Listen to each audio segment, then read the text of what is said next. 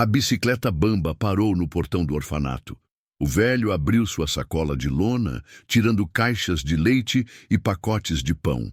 Ninguém perguntou seu nome. Ninguém tirava fotos. Todos os dias, precisamente às 6 da manhã, ele aparecia e depois ia embora silenciosamente, até que um dia ele não apareceu mais. E então, o carro do presidente chegou. Porque um homem de bicicleta levou uma nação inteira às lágrimas. Bem-vindos ao QH. Vamos descobrir o que realmente aconteceu. Henry Masson pedalava firmemente pela névoa do amanhecer, com as mãos calejadas, agarrando o guidão desgastado pelos anos de uso. Aos 78 anos, seu corpo carregava as cicatrizes invisíveis de um fuzileiro naval que vira coisas que a maioria jamais compreenderia. Sua jornada diária começava antes do nascer do sol em uma pequena casa de madeira nos arredores do Kansas. Um lugar onde os vizinhos o conheciam simplesmente como o homem da bicicleta. O tempo havia marcado rugas profundas em seu rosto, mas seus olhos permaneciam límpidos e determinados. Uma pequena bandeira americana tremulava na lateral de sua mochila verde-oliva, desbotada, mas imponente, assim como o próprio homem.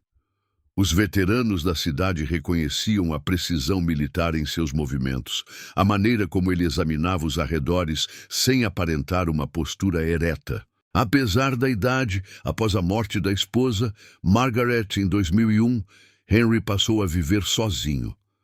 Nenhuma criança vinha visitar. Nenhuma família se reunia para os feriados. Apenas uma figura solitária cujo calendário de cozinha marcava os dias com simples x's, cada um representando mais um nascer do sol que ele havia conquistado, enquanto os homens mais jovens não. O abrigo Bright Hope ficava a 30 quilômetros da casa de Henry, um antigo prédio escolar que abrigava mais de 40 crianças órfãs devido à guerra moderna, violência doméstica e circunstâncias fora de seu controle. O financiamento do governo mal cobria o essencial. Voluntários iam e vinham, e sua boa vontade muitas vezes era superada pelas necessidades das crianças. Henry os notou pela primeira vez numa manhã de terça-feira no supermercado local. Uma menininha de não mais de 7 anos contava moedas com dedos trêmulos no balcão de pães. Seu casaco era fino demais para o frio do outono e seus sapatos estavam gastos na ponta. "Você está bem aí, mocinha?" perguntou ele, mantendo distância para não assustar. "Lá..." A garota ergueu os olhos, avaliando se ele representava uma ameaça ou uma ajuda. "Onde você mora?" perguntou Henry gentilmente. Ela apontou, sem dizer nada, para a rua, em direção ao abrigo que Henry havia passado inúmeras vezes sem realmente ver. Naquela noite, Henry estava sentado à mesa da cozinha, olhando para seu modesto extrato de aposentadoria. Após as despesas básicas, ele tinha exatamente 147,23 de renda discricionária por mês. Olhou para a geladeira meio vazia e depois para a fotografia desgastada de sua unidade da Marinha. Decisão tomada, caminhou até a garagem e pegou a velha bicicleta que não andava há anos. Ao amanhecer, encheu a mochila com leite, pão e maçãs, comprados com o dinheiro previamente alocado para sua assinatura de TV a cabo. 30 quilômetros depois, ele chegou a Bright Hope com as pernas ardendo, a respiração ofegante, mas algo dentro de si parecia mais vivo do que em décadas. "O que você está fazendo, velho?" gritou um motorista que passava certa manhã ao ver Henry subindo uma ladeira íngreme com dificuldade. "Você vai se matar." Policiais rodoviários o pararam 2 vezes, alertando sobre o congestionamento do trânsito no acostamento. Quando choveu forte em outubro, Henry chegou com o joelho enfaixado e as roupas manchadas de uma queda, mas sua mochila permaneceu misteriosamente seca, com o conteúdo intacto. A equipe do abrigo inicialmente o encarou com desconfiança. Ele estava buscando reconhecimento, uma redução de impostos, alguma forma de redenção. Por que fazer isso consigo mesmo? Um jovem voluntário finalmente perguntou a ele: O condado tem serviços de entrega. Existem maneiras mais fáceis de ajudar. Henry guardou sua mochila vazia, preparando-se para a longa viagem de volta. Sua resposta veio sem drama ou expectativa. Eu sobrevivi quando outros não. Essas crianças também mereciam a chance de viver plenamente. Com isso, ele pedalou para longe, uma figura solitária que ia diminuindo de tamanho contra o horizonte. Pessoas bondosas costumam pagar o preço mais alto, mas às vezes é o único caminho que sabem trilhar. Será que um velho quieto consegue tocar o coração de uma nação inteira? Entre as crianças da Bright Hope, Eli, de 12 anos, se destacava. O trauma havia selado sua voz atrás de muros de desconfiança, conforme observaram assistentes sociais em seu prontuário. Resistente à interação, com reação adversa a figuras masculinas de autoridade. 4 colocações em lares temporários fracassaram, e cada família acabou se rendendo ao seu silêncio impenetrável. 3 meses depois das visitas diárias de Henry, a equipe notou algo incomum. Eli começou a se posicionar perto da entrada por volta das 5h50, sem que ninguém o tivesse instruído a fazer isso. Ele simplesmente aparecia todas as manhãs, observando a estrada com intensidade concentrada. No 4º mês, Eli estaria esperando no próprio portão, com as mãos entrelaçadas atrás das costas, numa imitação inconsciente da postura militar de Henry. A princípio, não trocaram palavras, apenas acenos de reconhecimento, um entendimento silencioso entre 2 almas familiarizadas com a perda. Numa manhã particularmente fria de dezembro, Eli proferiu suas primeiras palavras voluntárias em mais de um ano. "Por que você nunca fica?" perguntou ele, enquanto Henry descarregava suas oferendas diárias. Henry fez uma pausa, observando o rosto do menino. "Passei muitos anos sentado em meio a tiros", respondeu ele suavemente. "Agora só preciso saber que vocês estão todos seguros. Já chega." A conversa durou menos de 10 segundos, mas os funcionários assistiram atônitos. Algo no velho fuzileiro havia rompido barreiras que terapeutas treinados não conseguiam penetrar. A rotina de Henry continuou do inverno até a primavera, tornando-se tão confiável quanto o nascer do sol. Então veio o vídeo. Um viajante local capturou imagens de Henry pedalando sob chuva torrencial, com sua jaqueta fina colada às costas, determinação evidente em cada pedalada. Postado online com a legenda "Heróis de verdade não usam capas." Rapidamente, acumulou milhares de compartilhamentos e comentários positivos.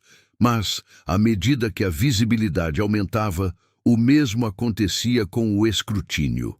Um canal de notícias regional exibiu um segmento questionando a autenticidade da história. A jornada diária de um idoso, caridade comovente ou desempenho calculado. Comentaristas anônimos sugeriram que Henry buscava atenção, fabricando boa vontade para ganho pessoal. Outros exigiram a comprovação de sua condição de veterano, insinuando bravura roubada. O abrigo recebeu ligações questionando se as doações estavam realmente chegando às crianças. "Ele provavelmente tem um carro estacionado na esquina", escreveu um cético. "Ninguém anda de bicicleta tão longe na idade dele sem câmeras filmando." A narrativa se distorceu ainda mais quando registros públicos revelaram que Henry era dono de sua casa, levando a acusações de que ele fingia pobreza apesar de ter estabilidade financeira. Nada disso chegou diretamente a Henry. Ele não tinha computador nem smartphone. Sua televisão permanecia desligada desde o dia em que ele escolhera leite para estranhos, em vez de entretenimento para si mesmo. O que ninguém sabia era que uma assistente social, perturbada pela crescente controvérsia, havia começado a pesquisar o passado de Henry nos arquivos da Biblioteca Nacional de Guerra. Ela descobriu registros militares que documentavam o serviço de Henry, incluindo uma recomendação da Estrela de Bronze por heroísmo extraordinário durante uma emboscada que ceifou 7 vidas americanas. A citação descrevia como o Cabo Madison havia se exposto repetidamente ao fogo inimigo, arrastando fuzileiros navais feridos para um local seguro até desmaiar devido à perda de sangue. 12 homens sobreviveram graças às suas ações. A medalha, no entanto, nunca foi entregue. Henrique recusou a cerimônia, solicitando o retorno imediato à sua unidade. Em vez disso, um dos 12 sobreviventes passou a servir como o atual Conselheiro de Segurança Nacional. Enquanto isso, Henry perdeu seu primeiro dia na Bright Hope, depois um segundo, depois um terceiro. As crianças ficaram ansiosas. A equipe ligou para os hospitais. Eli, sem permissão, pegou uma bicicleta no galpão e pedalou em direção à cidade, apenas para encontrar Henry inconsciente perto do viaduto da rodovia, com sua própria bicicleta amassada ao lado. No hospital, semiconsciente e febril devido à pneumonia, Henry murmurou palavras captadas pelo celular de uma enfermeira voluntária. Só garanta que as crianças tomem café da manhã. Nada mais importa. Ninguém o viu chegar. Ninguém o viu partir, mas quando ele estava ausente, o lugar inteiro parecia vazio. Se você ainda acredita no valor da bondade sem nome, tipo coração, Henry Madison jazia no hospital do condado, seu corpo desgastado finalmente se rendendo a anos de sacrifício silencioso. Os prontuários médicos registravam desidratação, pneumonia e exaustão física grave. Seu formulário de admissão não listava nenhum familiar conhecido em contatos de emergência. "Há alguém para quem possamos ligar?" perguntou uma enfermeira da noite, ajustando seu soro intravenoso. Os olhos de Henry se abriram brevemente, um leve sorriso cruzando seu rosto. "Por que você não liga para o presidente?" sussurrou ele. "Talvez ele se lembre de mim."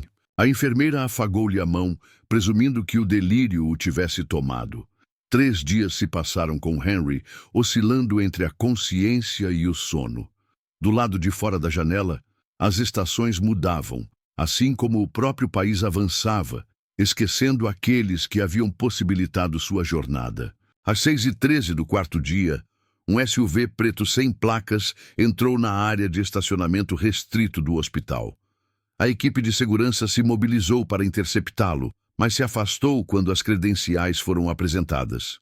Um homem distinto, de terno sob medida, entrou no prédio carregando uma pasta de couro com um selo do governo gravado em relevo. O administrador do hospital foi chamado imediatamente. Sussurros se espalharam pelos postos de enfermagem. Em poucos minutos, o quarto de Henry foi transferido para uma ala privativa e seus cuidados transferidos para especialistas que apareceram sem dar explicações. O distinto visitante, agora identificado como o Conselheiro de Segurança Nacional, colocou uma simples caixa de madeira na mesa de cabeceira de Henry. Dentro havia uma medalha Estrela de Bronze e uma carta manuscrita em papel timbrado presidencial. "Senhor, estamos 50 anos atrasados, mas nunca esquecemos." Quando Henry acordou, o Conselheiro de Segurança Nacional estava em posição de sentido ao lado de sua cama. "Cabo Madison", disse ele formalmente. "Meu nome é William Harrington. Em 1971, nos arredores de Da Nang, você me resgatou, junto com outros 11, de um transporte em chamas sob fogo pesado. Passei décadas tentando te localizar." Os olhos de Henry demonstravam confusão. "Você era só uma criança", murmurou ele. "Eu tinha 19 anos", confirmou Harrington. "E você me disse algo que carreguei durante toda a minha carreira. A medida de um país não é como ele trata seus cidadãos mais fortes. É como se lembra dos seus momentos mais silenciosos." 24 horas depois, o presidente discursou à nação em uma transmissão televisionada. Diante da Casa Branca, ele falou sem teleprompter ou anotações preparadas. "A América se mantém unida não por declarações ou monumentos, mas por uma coragem silenciosa, Pessoas que servem sem reconhecimento, que se sacrificam sem recompensa. Hoje quero falar sobre um fuzileiro naval chamado Henry Madsen. O presidente relatou o heroísmo de Henry durante a guerra e, em seguida, suas recentes idas diárias ao abrigo Bright Hope. Anunciou a criação do Dia Nacional de Honra ao Voluntariado, a ser comemorado anualmente na data da internação de Henry. Mais significativamente, instruiu o Departamento de Assuntos de Veteranos a criar um programa de transporte especializado, garantindo que nenhuma instituição de assistência à infância ficasse sem suprimentos essenciais. A iniciativa Madsen, como ele a chamou, porque verdadeiros patriotas não buscam aplausos, buscam soluções. Enquanto o presidente falava, algo extraordinário acontecia no abrigo Bright Hope. Crianças que souberam da condição de Henry por meio da equipe estavam criando cartões artesanais. Adolescentes organizaram os mais jovens em filas de compaixão. Até os mais novos participaram de alguma forma, entendendo que aquele homem invisível havia alterado o mundo deles. Eli, no entanto, trabalhou sozinho. Durante horas, ele se debruçou sobre o papel, escrevendo e reescrevendo até sentir cãibras nos dedos. Ao terminar, dobrou o bilhete com precisão em estilo militar, do mesmo jeito que vira Henry dobrar suas sacolas de comida vazias. Uma semana após o colapso, Henry recebeu alta do hospital. Um veículo do governo aguardava para levá-lo para casa, mas na entrada havia uma cena que interrompeu a conversa no meio da frase. 43 crianças e funcionários da Bright Hope dispostos em formação perfeita, cada um segurando uma caixa de leite como se fosse uma oferenda. Eli deu um passo à frente, com o rosto solene e responsável. Estendeu seu bilhete cuidadosamente dobrado a Henry. Não preciso de um pai, dizia com uma caligrafia cuidadosa. Preciso que você volte. Henry Madsen, que resistira ao fogo inimigo sem vacilar, que suportara 50 anos de anonimato sem reclamar, finalmente se rendeu à emoção. Lágrimas rolaram livremente enquanto ele abraçava o menino que havia rompido décadas de estoicismo praticado. Atrás deles, câmeras de notícias registravam tudo, não porque Henry buscasse atenção, mas porque uma nação precisava ser lembrada do que é o verdadeiro serviço. Quando toda a verdade é revelada, aqueles que antes viraram as costas agora ficam sem palavras. A justiça pode chegar tarde, mas nunca faltará se você ainda acredita na Justiça Suprema. Digite justiça. 6 meses transformaram tudo, mas nada mudou. Henry Madsen ainda ia de bicicleta até o abrigo Bright Hope todas as manhãs, mas agora em um modelo especialmente projetado, presenteado por uma empresa veterana, com um quadro robusto o suficiente para a dignidade de um velho fuzileiro naval, mas leve o suficiente para músculos envelhecidos. Ele não estava mais sozinho. Às segundas-feiras, traziam policiais locais pedalando ao seu lado. Às quartas-feiras, um grupo rotativo de estudantes do ensino médio se juntava à jornada, cumprindo obrigações de serviço comunitário, enquanto absorvia lições silenciosas de perseverança. Às sextas-feiras, era comum encontrar colegas veteranos ao seu lado como uma guarda de honra, cuja presença dispensava explicações. A bolsa de lona de Henry se expandia para incluir não apenas sustento, mas também sustentabilidade, histórias em quadrinhos para leitores relutantes, lapiseiras para aspirantes a artistas e manuais com orelhas de cachorro sobre conserto de bicicletas. O depósito do abrigo agora abrigava uma coleção crescente de ferramentas e peças de reposição, onde Henry ministrava oficinas semanais para crianças interessadas. Consertem o que está quebrado, dizia ele, com os olhos brilhando sob as sobrancelhas espessas. Tudo merece uma segunda chance. O dinheiro do governo ia e vinha, a burocracia processando os benefícios há muito esperados de Henry, a atenção da mídia impulsionando doações temporárias. Mas Henry tratava essas coisas como um passe de mágica, sem planejar sua presença nem lamentar sua ausência. A única mudança permanente, ele reconheceu, era a placa de identificação na ala mais nova do abrigo, o Medicine Hall, dentro de sua modesta casa, com pouca alteração, exceto em um canto do seu quarto. Ali, uma moldura simples continha uma fotografia de grupo de todas as 43 crianças da Bright Hope ao redor de sua bicicleta. Ao lado estava pendurada sua estrela de bronze, finalmente aceita. Entre elas, um bilhete escrito à mão dizia: "O amor não precisa de medalhas, apenas de rodas fortes o suficiente para carregá-lo." Ele agora passava os fins de semana na casa de Henry, um relacionamento formalizado por meio de programas de mentoria em vez de papéis de adoção. Nenhum dos dois precisava de documentação legal para validar o que haviam construído. Juntos cuidavam de uma pequena horta, consertavam bicicletas do bairro e sentavam-se em um silêncio confortável durante as tempestades noturnas. Na cerimônia de encerramento do ano letivo da Bright Hope, Eli leu sua redação vencedora em voz alta, com a voz firme, apesar da plateia. O Sr. Mason não é um super-herói. Ele não pode voar, ficar invisível ou disparar raios laser. Ele é simplesmente a única pessoa que aparecia no mesmo horário todas as manhãs com um saco de leite e um sorriso que nunca pedia nada em troca. Algumas pessoas dizem que heróis doentes salvam o mundo de uma só vez em grandes explosões. Acho que às vezes eles vão economizando aos poucos, dia após dia, uma volta de bicicleta de cada vez. Quando questionado sobre seu novo reconhecimento, a resposta de Henry foi caracteristicamente breve. A atenção se esvai. Crianças não. Eu fico como leite, faço manchetes todos os dias.